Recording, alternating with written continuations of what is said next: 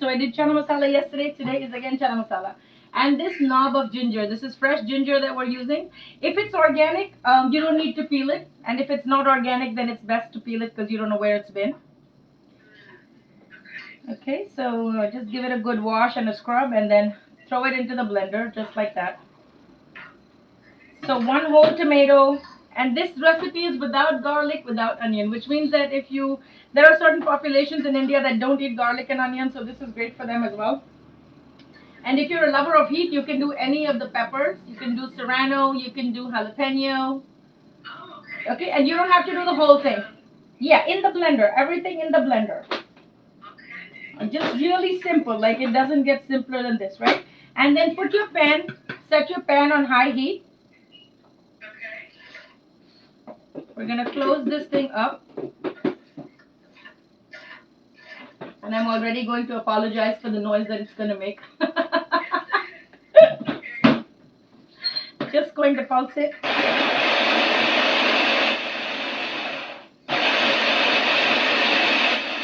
And listen, if you love garlic, you can add garlic. No problem.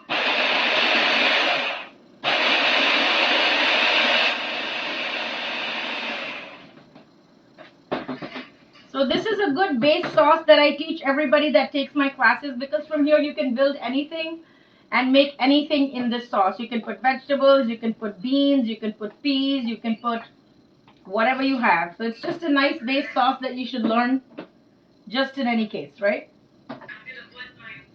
Yes, go right ahead. So my oil is hot. I kind of went ahead and put it on the stove before I started this video. So let me just show you up close what the tomatoes look like. This is how they look. They're a little chunky. They kind of look like salsa. They look chunky, but make sure all the ginger is broken down, okay? So this is what it looks like. Just make sure it's the ginger is all broken down. Oh, okay. Yeah? So you're going to put all the liquid and everything in? No, this is just the tomato and the tomato paste and the ginger and the pepper. That's all that went in. Okay? Now, when your oil is nice and hot, add about 3 tablespoons of oil to your pan. I went ahead and did that before we started the live. Okay. So about 3 tablespoons.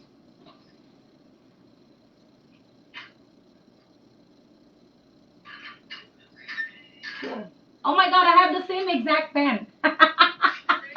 Yeah. I mean, I'm not using it today, but I have the same exact one, and it's super heavy. Heavy duty. Yeah, it is.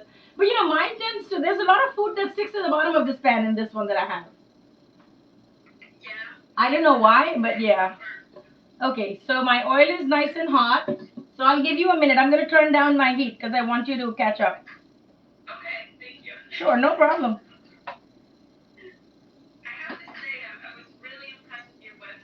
Oh, thank you. I like the term chefpreneur. Thank you. I might have to take some counseling from you. Listen, my doors are open, my phone lines are open. You know where to find me. You can email me. So basically, I help a lot of food related, and this is something that happened during COVID, right? It wasn't on my original plan at all, but it just something happened because I knew so many people in food that everybody started reaching out. Hey, you know, like, how are you doing this? How are you doing that? And I said, listen, I have created worksheets for everything. Just download the worksheet, put in the, you know, like, sit down, concentrate. You'll have all the answers. How do I do an FB live? What should I say? What should I not say? How do you plan the content? So anybody who's a business owner who needs to do anything related to social media, I have a worksheet for that. So don't even ask. But I was like tired of answering the questions. I said, let me just put it out in a worksheet and put it out there. So it's a huge help, right? Because if you think about it once and then you're done for the next 30 days.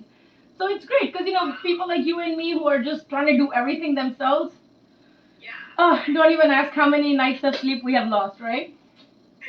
But we're a good team. Me, myself, and God. So we're 3 of us. Isn't that a good team? Okay, so the oil is hot right now. We're gonna go ahead and add some cumin seeds. Do you have cumin seeds, Joanne? I don't. I just have the powder. Okay, then you know what? Do you have taco seasoning? Taco? No, I don't. Okay, so then hold on to the cumin powder. Don't put it yet, okay? So in goes the cumin seeds. I'm going to let it flutter a little bit. Now, whenever you're working with powder as opposed to whole spices, just remember that don't add it directly to the hot oil because they tend to burn a little bit. Okay, so powders give out their flavors the most when you add them to a liquid that is hot, like a broth or a simmering part of the sauce. And seeds give out their flavors the most when they go to hot oil because it infuses the oil. Okay, so since we're using two different forms of the same cumin seed, I'm going to do the cumin seed in the oil. You're going to add the powder when we go into the liquid stage. Okay. All right, so now that the oil is hot, we're just going to go in. It splatters a little bit, so be careful. I'm going to turn up the heat. Put it all in the pan at once. I do have a big blob of ginger that refuses to break down, so I'm going to take it out and probably just hand chop it.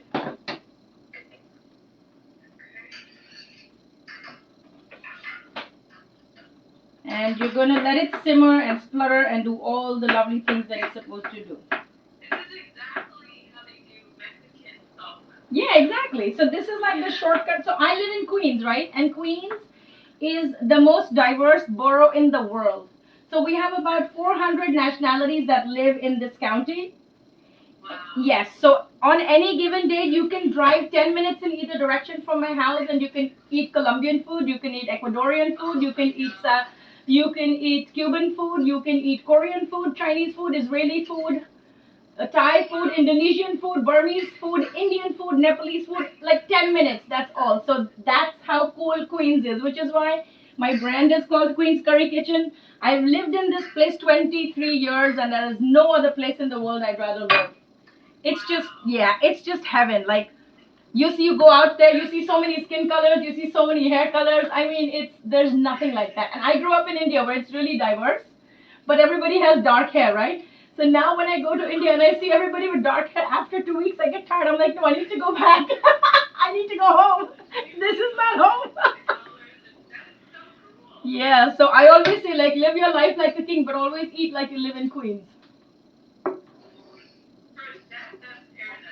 Oh yeah, absolutely. Okay, so we're gonna keep stirring this. Now I'm gonna give you one tip. Whenever you add anything which has a tomato base to an Indian curry, you're going to add the entire amount of salt for the whole dish onto the tomatoes. So it's going to do two things. It's going to draw out all the moisture, and if you put whole tomatoes, it's going to help to break them down so the skin will come out and it'll be a nice curry paste. Okay? So we're going to go ahead and add, I'm using Himalayan pink salt, but if you use kosher salt or regular salt, whatever kind, just add it in. I'm going to use a teaspoon and a half. This is to taste. And there will be enough opportunity for you to try it out in the end so you can adjust your seasonings. And you'll see as soon as the salt goes in the pan, a lot of moisture actually comes out. So we're going to keep stirring the sauce. To this we will also add a quarter of a teaspoon of turmeric.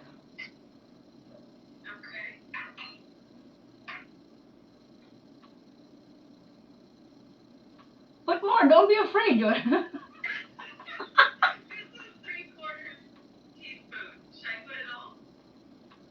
Yeah, put, how much is it? 3/4. Yeah, put it, nothing's going to happen. Put it. This is a superfood, so there's no such thing as too much turmeric. As long as you cook it out, and it bubbles out, you're going to be fine. So this is what gives your curries like that classic orange color, right?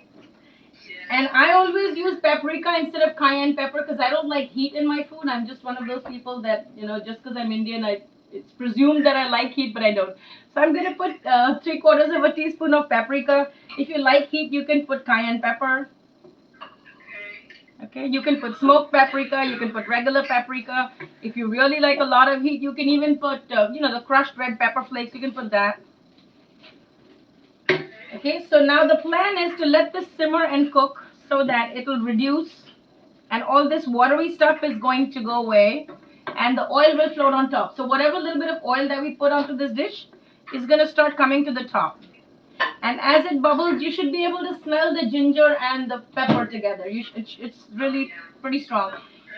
Now you know the cumin powder that you were holding on to, Joanna, you can go ahead and put that now. Because when you add it to the liquid, it's going to draw out the flavors. If you add it to the hot oil, it's going to get burnt. So if these were seeds, you would have started it when I started it. That's the difference. Yeah.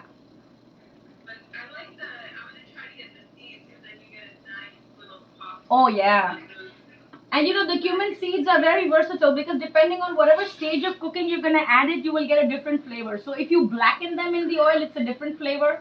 If you just wait for it to splutter, it's a different flavor. If you roast them on a skillet or a plancha and make a powder out of it, it's a completely different smoky flavor. So I make a lemonade with actually with burnt cumin seeds and mint, and it's awesome. It's really awesome because it has like the sweet salty. So I put a pinch of salt and then I put the smoked cumin powder, and it's really good. So you know, it's cumin is a really versatile spice. Yeah, I love cumin. So you should be able to smell the gingerness, gingerish, gingery, whatever you want to call it. Is that even a word? So as the liquid dries, you'll, yeah, that's gonna. I love, yeah. So now we're going to put in 2 teaspoons of coriander powder. You can put them all together. It doesn't matter. I was just too busy talking to you, so I got distracted. If you can learn this recipe, I think you're well on your way. Yeah, so you can do this with red kidney beans. You can do the same thing with peas. You can do it with tofu. Yeah. So just learn the sauce. You know, basically just learn the sauce and put anything. You can put frozen vegetables in this sauce and you know let it simmer for 2 minutes and have like a nice vegetable tikka masala. Yeah. So there's so many. What's the difference of tikka masala and chana masala? It's just whatever you put in it. Well, chana means chickpeas. So if you're using chickpeas, then it's going to be called chana masala. Tikka masala is the name of the sauce, which is a combination of the tomato and the cream. But in this case, we're doing the vegan version, so we're using coconut milk and no cream. Okay. Yeah. That's so cool. Know all these things. Yeah, right? Great. I'm looking forward to when you're going to teach me a thing, and I'm going to be like, oh my god, is that a thing? I never knew that. For once, I'll not have to watch your video on IG. I'll be like watching you live and then cooking with you. That'll be cool. Yeah, I do a ton of stuff. I love your videos. Are you kidding me? I love your videos. Mexican. I love your videos. Thank you. And you know, Mexican and Tex-Mex is like one of my favorites, so I always dig your videos. Yeah. Yeah, I have a lot of Indian friends who love Mexican food. It's the closest. I think somewhere we had common ancestry because between the cilantro, the cumin, the garlic, the tomatoes, there is definitely something common. So either my grandfather traveled to your grandfather or, you know, fell in love with somebody else's grandmother. I don't know, but something happened around there that we don't know about. Yeah, Right? for sure. Somebody's great grandfather was naughty enough to cross too many borders.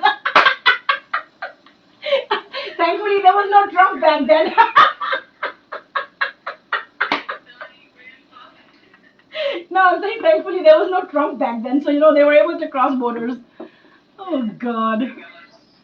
All right, so you can see mine is actually thickening up nicely. How is yours looking? Yours still has a lot of liquid. Really good. Okay. Oh yeah. I think we're pretty much at the same stage right now. Yeah. Oh, and also if someone's doing an oil free, like if you're an oil free vegan or you're in an oil free lifestyle, you can just make this and let it simmer out without putting the oil. That's fine too. You know, so that's a good alternative. Like a lot of people don't want to do oil anymore nowadays because all your healthy fats will come from the coconut milk. So you can do it like that. Yeah. And you know, with the leftovers, you can make wraps the next day. You can make a warm grain bowl. You can do so many things with the leftovers. You never should eat the same thing the same way twice, I feel. Right? Yeah, because then it's just You know, leftovers. it's just boring. Like who wants, it's like, you know, when you shop for clothes, you shouldn't wear the same thing twice the same way. So if I'm wearing this, I shouldn't wear it with the same pants the next day or whenever. So I should wear it with something different. Right? So we do have some people that are popping into the chart. We have Anand Sindhia. So hi Anand, welcome to this collab between Chef Joanna and Queen's Curry Kitchen. We are making some vegan chana masala. My boyfriend Mario's here. Oh hi. Savvy's Makeup Studio. Hello Savvy. The group and Mimi Coco. Awesome. Welcome, welcome. Hi, thank you guys for joining. I missed you. We are cooking chana masala. We just blended up tomatoes, ginger. I did some chili in mine, and now we are reducing it with a bunch of spices: turmeric, coriander, paprika.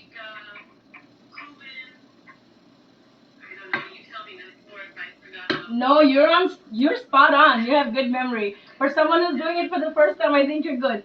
So if anybody wants a free download to the chana masala recipe, you can go to queenscurrykitchen.com and I'm gonna send you the PDF of this chana masala recipe that we're cooking today.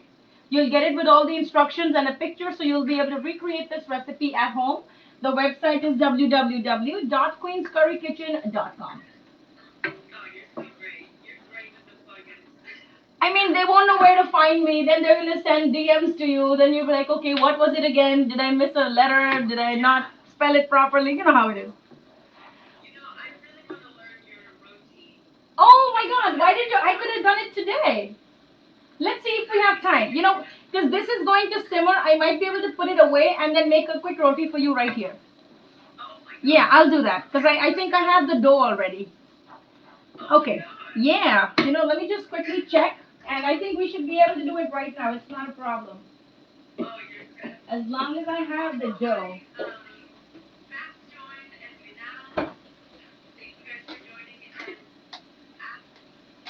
Asian. Oh my God, I have to wear my glasses now. Sorry. Asian Hobia Toil. Tolier. Sorry if we are mispronouncing it. We don't mean to butcher anybody's name, but sorry if we are. Apologies. But thank you from the bottom of our hearts for being here. All right, so Joanna, it should start looking like a curry paste by now. You see this? And the color would have deepened a little bit. I think you should increase your heat because yours is not as crumbly as it should be. I mean, you know, all the moisture will disappear and it's going to start coming together towards the middle of your pan. Yeah, so stir it so that all the moisture will disappear. You'll get there. And I can always turn down the heat and wait for you to catch up. That's really not a problem. It's not like I have to be anywhere, you know. COVID. This is my party for the day. I ain't got nowhere to be right now.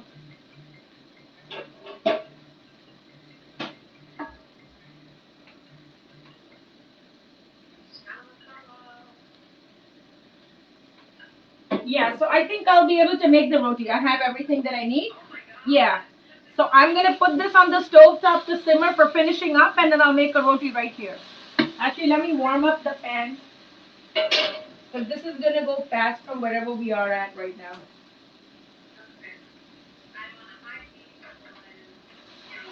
Yeah, so now you'll be able to hear the sizzle from your pan because all the oil is coming out. Right? And it actually becomes like a paste. It becomes like a deeper red um, shade of red. And you should be able to smell the chilies. You should be able to smell the ginger and all the spices that are caramelized beautifully. Yeah, so this is what it looks like. It's actually like a paste. You see this? It's like crumbly and like a paste. So I'm going to turn mine down so that you'll catch up. Clean up a little bit around here. Be right back.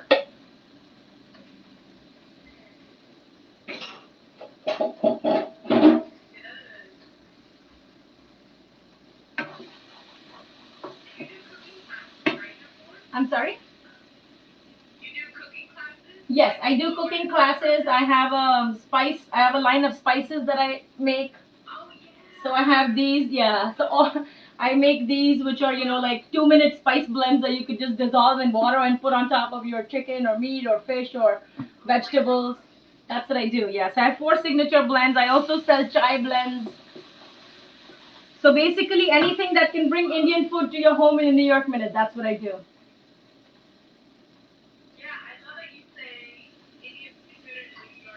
Like that. Yeah, but ain't nobody got time, this is New York, like really.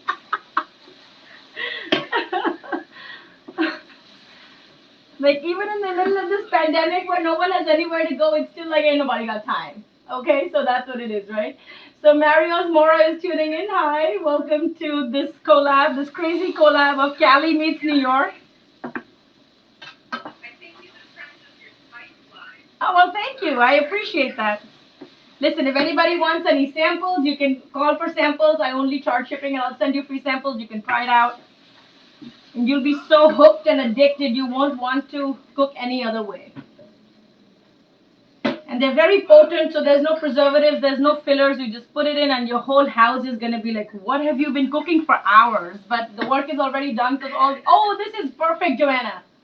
This is perfect. Yeah, it's there.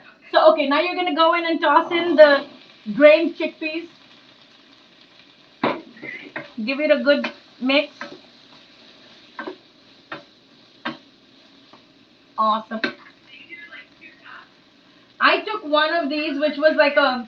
I mean, I have those big cans that I buy, and that's pretty much as big as this. And I have chickpeas that I pretty much have orders on every day. So I only put 1 cup right now.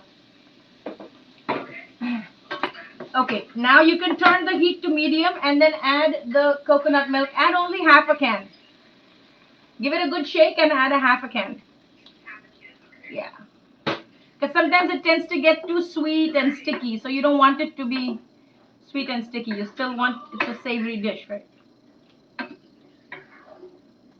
And then you don't want it to be too white. It should still have that nice orange color. So half a can is plenty. And I'm going to go and fill this with water a little bit. Yeah, go and bring some water.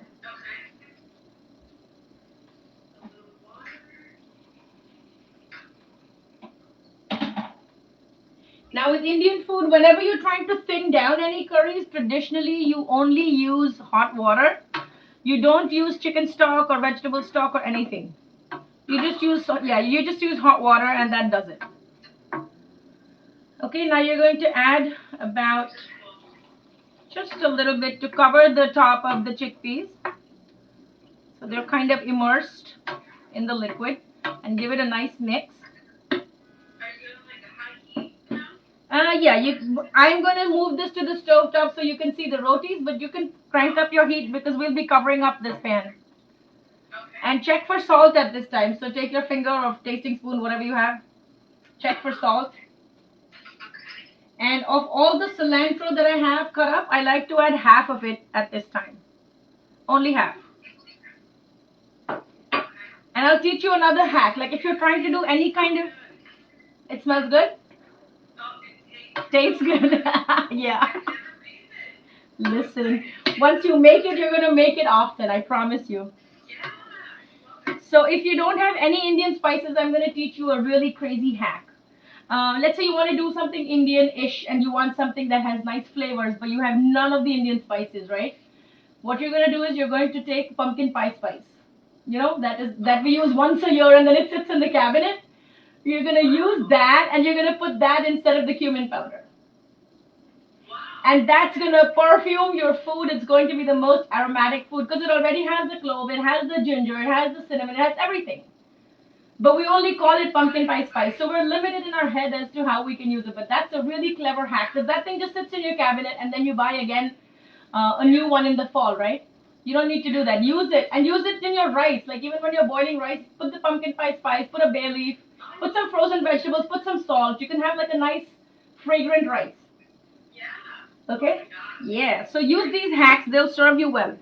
All right. Now, if you have garam masala, you can put garam masala. If you don't have it, it's totally fine. The last thing that I like to add to this is this herb, and you may or may not have it. It's called dry fenugreek leaves.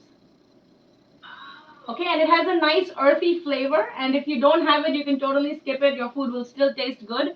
This almost looks like basil. It kind of looks like a cross between basil and green tea, but it smells really deep. Like it smells like the woods. Yeah, this is the dry version of it. This is fenugreek dry. Yeah. And you'll see it a lot in Persian cooking. You'll see it a lot in Iranian Persian dishes in the Middle East. Okay, so I'm going to take this pan and move it to the stove top so that I can show you the demo for the rotis, okay? So cover your pan and then let it do its thing. Yeah, just medium is fine. And if you feel like the curry is looking too white, then you can add a little more paprika for color. I'm gonna do that because mine looks a little too white from the coconut milk. Yeah, so just add a little paprika. It's gonna make the color very lively. And then just set it to medium heat. Let it simmer for a few minutes, and we'll be ready to eat. So I'm going to put away my spice box. Don't need this.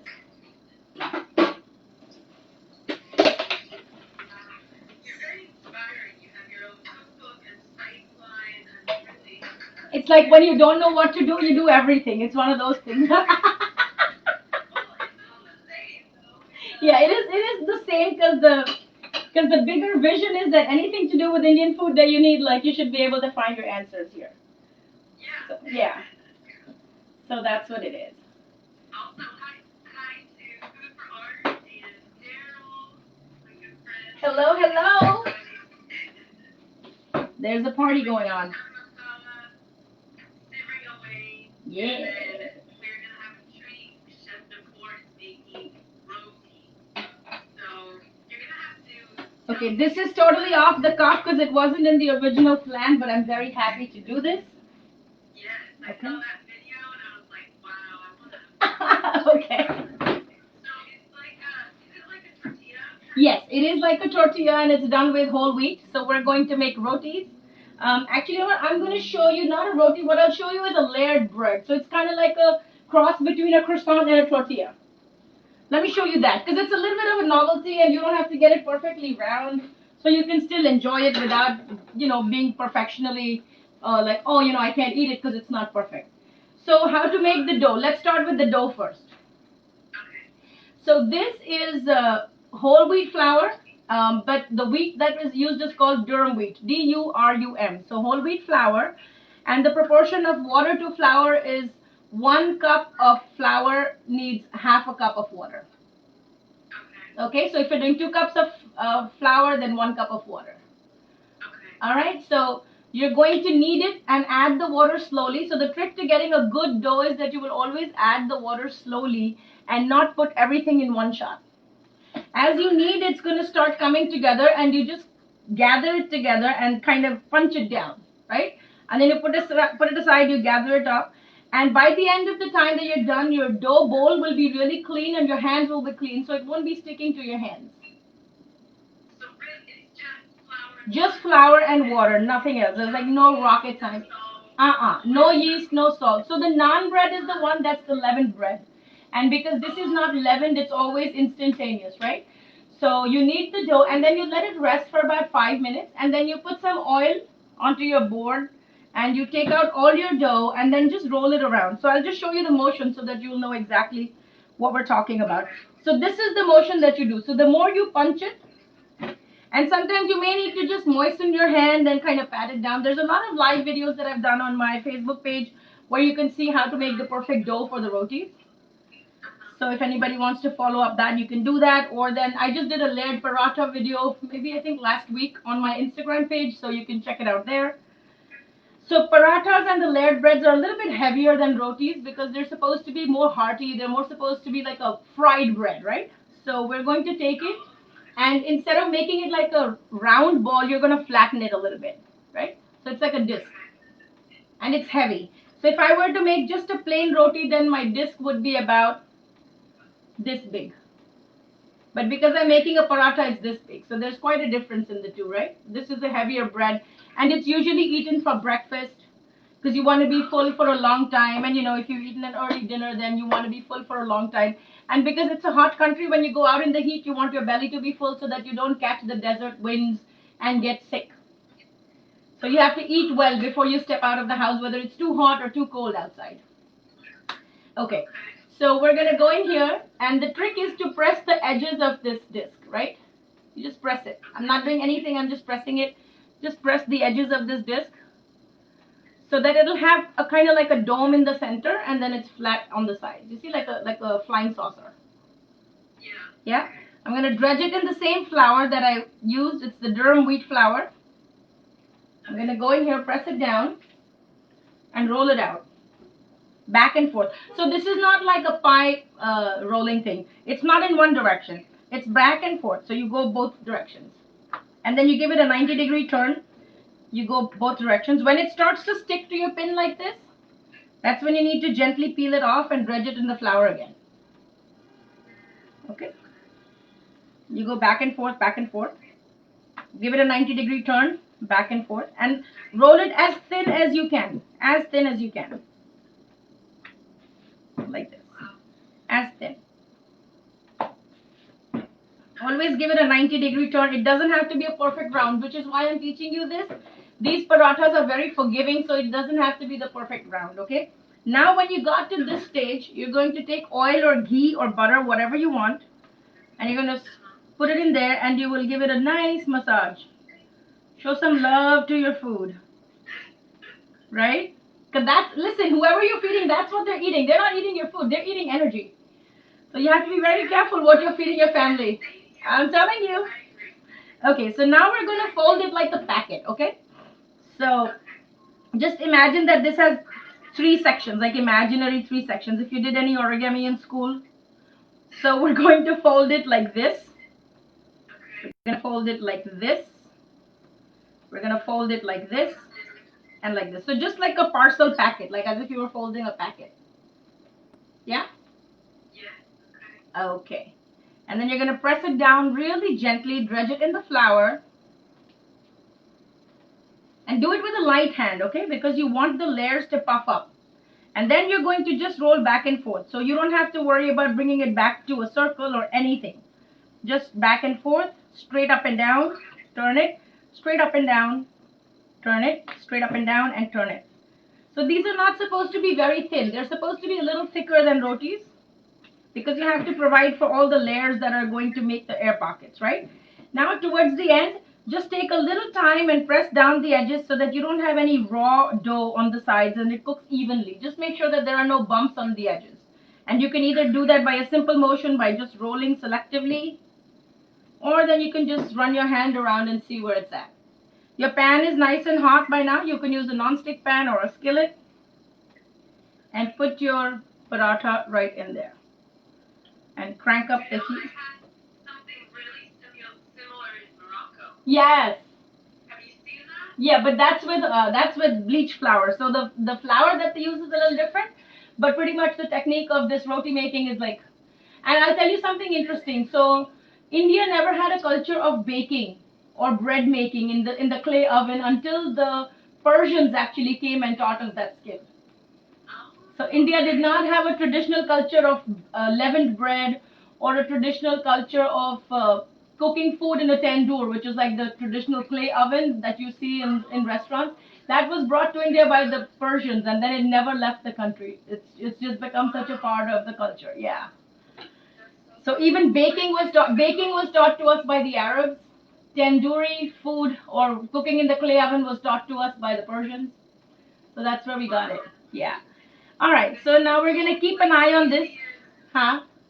The Indian home, like in India, they don't have ovens, do they? Like we have in No, America. no, they have ovens. They have ovens. Oh, They have ovens. Yeah, they have ovens. But I'm saying like I'm talking thousands of years ago. Like just the baking as a technique was never a part of the Indian food culture till the Persians came and introduced it to us. So there were a lot of invaders and travelers that came to India because it used to be the golden bird back in the day. It was supposed to be full of riches. So they would come for tea, they would come for spices, they would come for silk, and then there was a lot of cross pollination of cultures, right?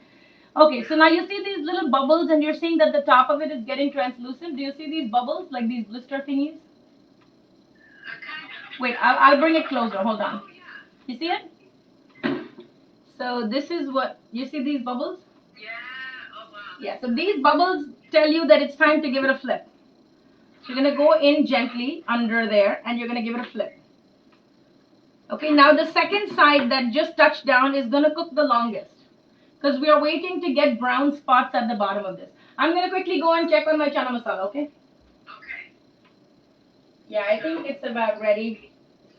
Need to give it a stir. So how do you know? What you'll know if it's kind of you'll see oil droplets coming to the top, and the gravy is going to homogenize and thicken up a little bit. So give it a stir. You'll know that it's ready because the gravy is going to homogenize.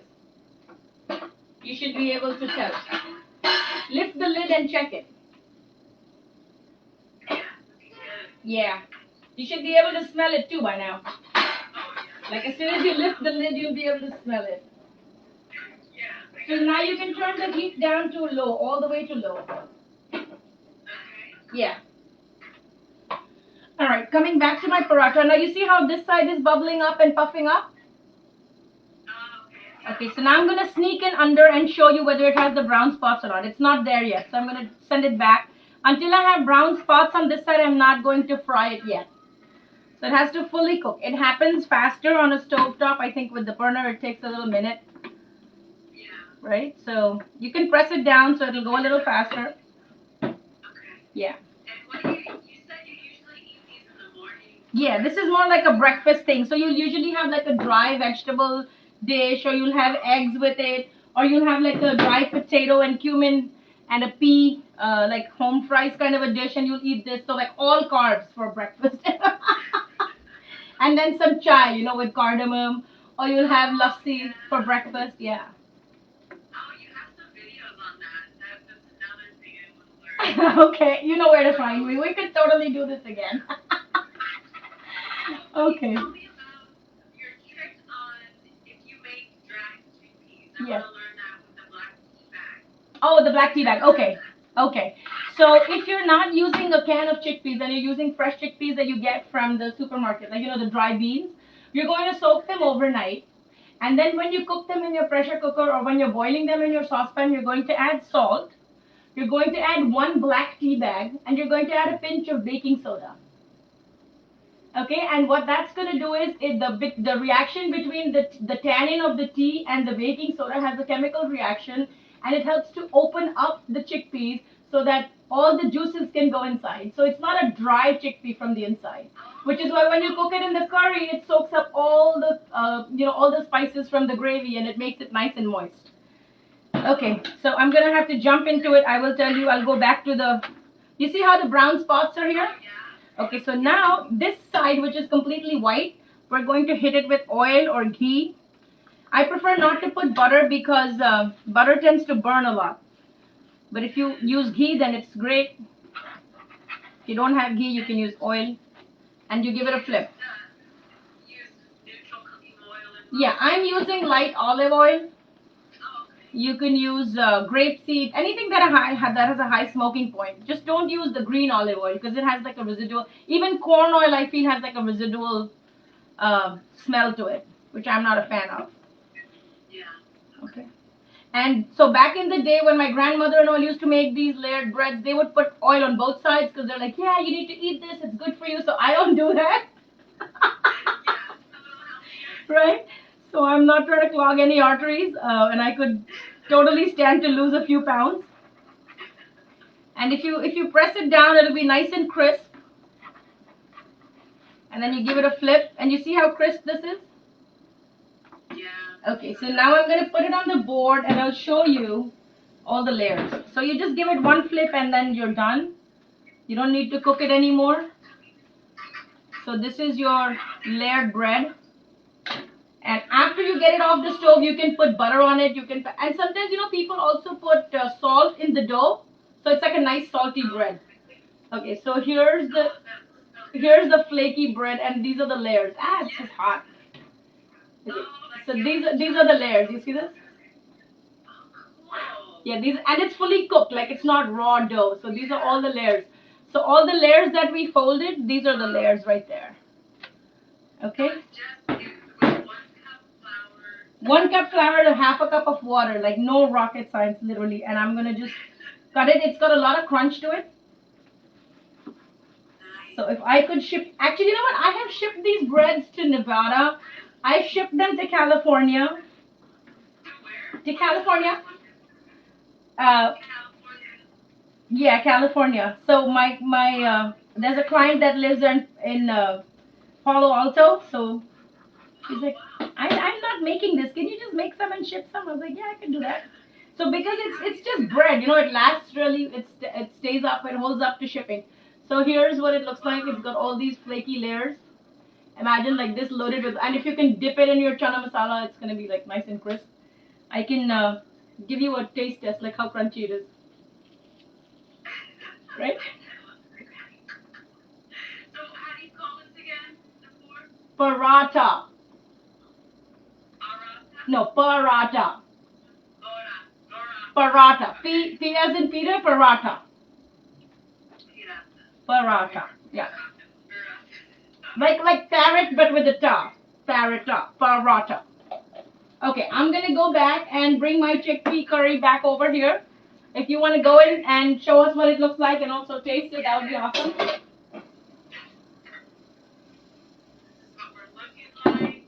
Mmm. Go, Joanna. Listen, it does not look like you're doing this for the first time. All right. So we are making some progress here. Yeah. And you can adjust the consistency in any curry recipe that you see in any book. It's not written in stone. So don't feel like, oh my God, what am I going to do? It's too dry, it's too wet. If it's wet, remove the lid and cook it out. If it's dry, add a little water and let it bubble out so your spices will cook and your water will blend in. And that's it. So it's not like, don't be afraid to try something new. Right? Why didn't we? Because this is the simplest recipe. If we added the onions, we'd be here for a while.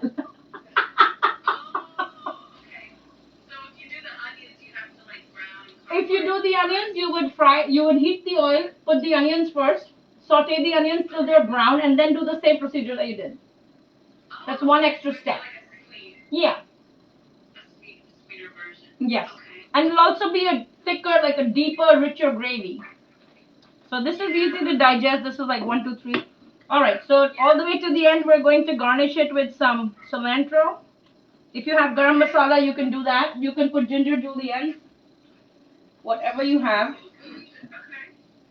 I'm gonna put in some.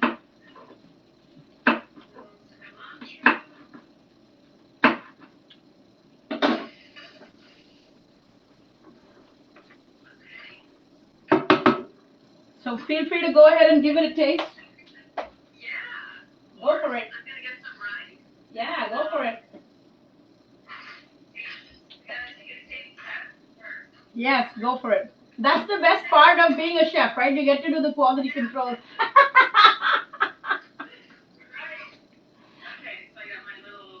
Awesome.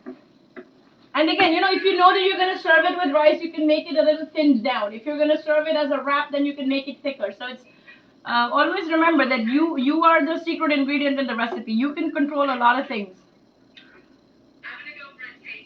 Okay, go for it. Cheers. Salud. Yeah, I'm doing it with roti. You do it with rice. Man, we should have taken a screenshot of this. Somebody take a picture and send it to us after this is over. Cheers. Looks good. Mmm. Bomb. Wow. You did it. That's so good. But it's so easy though. And then you can top it with raw onions, you can top it with a little lemon juice. You can like really build it up and make it your own. It's so tasty. I love how the garbanzos or the chickpeas are super soft. Soft. Yeah, but when you cook them like that, they become really creamy and soft. In most Middle Eastern recipes, they're a little undercooked, and that, like if you're Indian, you're gonna find fault with that. I'm saying if you're Indian, you'll find fault with that. Like, why is the chickpea hard? Like, it should be soft. Because we always boil our chickpeas with the tea bag, so our chickpeas are always moist on the inside. That's the difference. I feel like it'd be so good in a wrap. Yes, exactly. So you take like a big wrap, put a bed of lettuce, and put like a yogurt sauce, or even if you put like salsa verde, that would be really cool. And then put this, and put like just raw onions or what they call it, the pickled onions. Yeah, yeah, the pickled onions. I have a jar of that like right now. Look at that.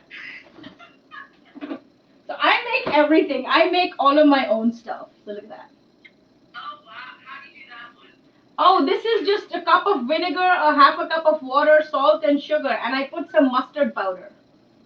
So that's what gives it that tang. Just put it together. Just mustard, just cold water, and then give it a good shake. And I put Himalayan pink salt. So whenever you're pickling anything, don't use chemical-based salt. Either use sea salt or use Himalayan pink salt, because then it changes the taste of your food. And your pickles will, like your brine food will be black. So whenever you're preserving any food, or let's say you're making a big batch of something and you plan to eat it over a period of time, like over the week or whatever, when you know that it's going to go in the fridge and you're going to pull it out and cook it again, always cook with sea salt or Himalayan pink salt because that chemical does not alter the color and the taste of your food. You know how people like to meal prep on the weekends and they know that they're going to eat the same thing for 4 days? Either use sea salt or use Himalayan pink salt. Don't use regular chemical iodized salt because that really ruins the taste of the food. Wow. Okay. See? Good to know. So this is my cebolla, which I'm going to put on this. And you know, sometimes what I do is I make a warm grain bowl for my daughter. I think I have a video on that too somewhere. So what I do is I take leftover rice and I put some store-bought barbecue sauce and some garlic in a pan and I warm up the rice. And then I put this, and then I put lettuce, and I put cranberries, and I put like taco chips, and I put like yeah, and I like the little hint of sweet with the salty, and then I put the pickled onions. So there's so many ways to work with the same thing. If you make a batch of this, there's so many ways you can work with it. Yeah. Thank you So so that's much. that. I just am floored. I love this new dish. It's Well, I'm glad you enjoyed it. maybe my first real Indian dish. Yay! Good job. I'm glad you gave it a try.